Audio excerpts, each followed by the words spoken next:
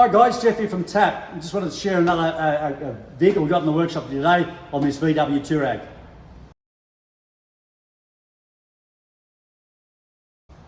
So this vehicle has been presented to us with a fault code, a couple of fault codes in the vehicle and a couple of odd ones. Now, the three fault codes we came up with were a P2196, oxygen sensor too high, P0401, insufficient EGR valve flow, and a P0471, DPF Differential pressure sensor unable to reach limit or something along those lines.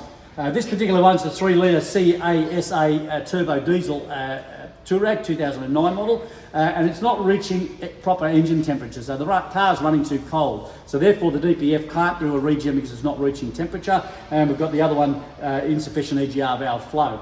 So what we did is, in this particular case, we found a repair solution that was already on our system. We were able to confirm that this was the same issue. So with a thermal imaging camera, we could actually locate that the EGR valve thermostat, and there is an additional thermostat on the EGR valve, was jammed, and it was bypassing the EGR valve cooler.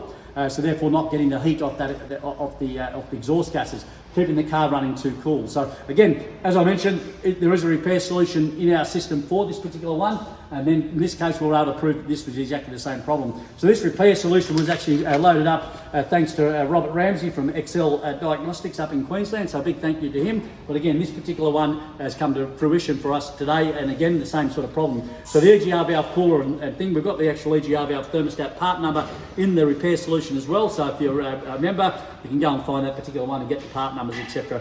for the job. So again, this has been able to help us. So again, use that website if you're a member, get those repair solutions. They're going to help you out sometime, like it has in our workshop today. If you're not a member and you'd like to access all this information, go to tap.net.au and click up on the sign up now button. See you next time.